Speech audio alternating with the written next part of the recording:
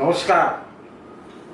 পুরো বিশ্বের মধ্যে থাকলে মারা প্রত্যেক সনাতনী ভাই বোনকে আমার নমস্কার এবং প্রণাম।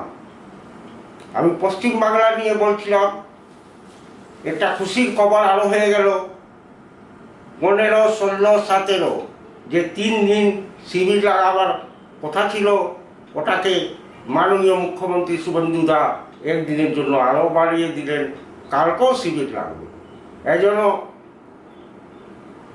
যে ভাই বোনরা নিজের ফর্ম ভরেননি, যে নিয়ে কালকার মধ্যে নিজের টোটাল কাজ সেরে নিন। 22 তারিখে পশ্চিমবাংলার বাজেট আছে।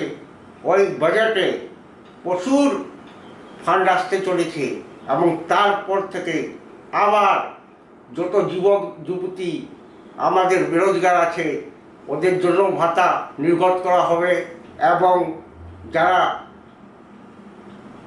চাকরি পাচ্ছে না ওদের জন্য চাকরির ব্যবস্থা করা হবে। এবং ভাই বোনরা আপনারা বলছিলেন, আমি 1-2টা ইন্টারভিউতে বাংলার মিডিয়ায় দেখছিলাম, কি ভারতীয় জনতা পার্টি সরকার তো খুব ভালো করলো, কি স্টেট বাসে মহিলাদের, মেয়েদের, বিটিদের, বউদের, মাসি পিসি সবার ফ্রি করে দিল, আর আমাদের পয়সা লাগছে না, ভাড়া লাগছে না, টিকিট কাটাতে হবে। কিন্তু ওর মধ্যে একটি আছে দোষ। সুদানের পতাকা কি বলছেন বলুন? কিন্তু বাসের খুব কম, সরকারি বাস খুব কম আসে, অনেক দেরিতে করে আসে। এবার চিন্তা করার দরকার নেই।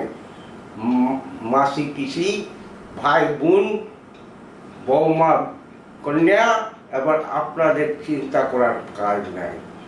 20 তারিখে মাননীয় মোদীজি আসছেন এবং 20 তারিখ থেকেই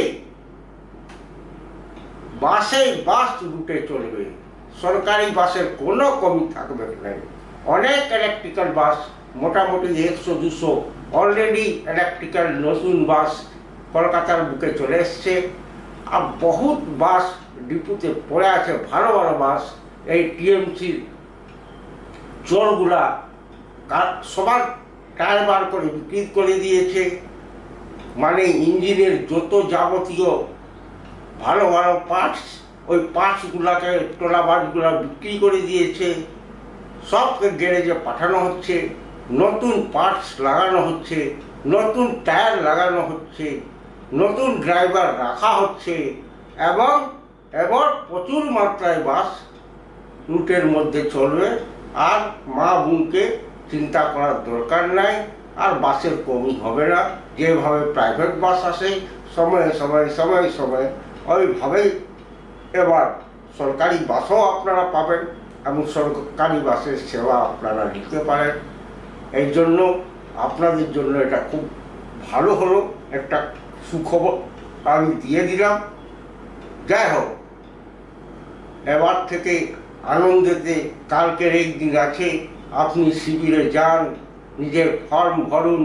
ফর্ম ভরতে দেরি করবেন না, ফর্ম ভরে পোর্টালে সাবমিট করে দিন, আপলোড করে দিন।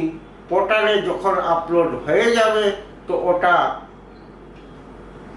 পশ্চিমবঙ্গ সরকার এবং দিল্লি সরকারের কাছে অটোমেটিক পৌঁছে যাবে। আর যেমনি ফান্ড বার হতেই থাকবে তেমনি ডাইরেক্ট বেনিফিট আপনার অ্যাকাউন্টে আপনি ডাইরেক্ট পাবেন। কোনো মাঝে দালালের দরকার নাই, কোনো মাঝে মধ্যস্থার দরকার নাই, কোনো নেতাকে पैरवी করার দরকার নাই, কোনো পঞ্চায়েত কাউন্সিলর কাছে যাবার দরকার নাই।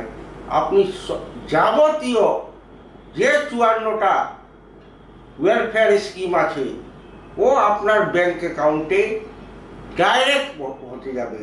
এই জন্য আপনাকে ওর জন্য টিএমসির মতো এখানে টোলাবাজির সরকার ভারতীয় জনতা পার্টি কোথাও করে না, যে প্রত্যেক কাজের জন্যই টোলা চায়, প্রত্যেক কাজের জন্যই পয়সা চায়। যাই হোক, আপনারা ভালো থাকবেন।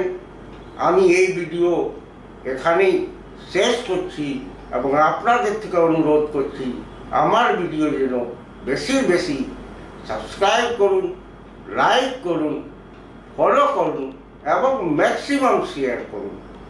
আর আমার ভিডিও ইউটিউবেও আসে, এই জন্য আপনি ইউটিউবেও যে নিয়ে সাবস্ক্রাইব এবং শেয়ার করুন। ভারত মাতা কি জয়, বন্দে মাতরম, জয় শ্রী।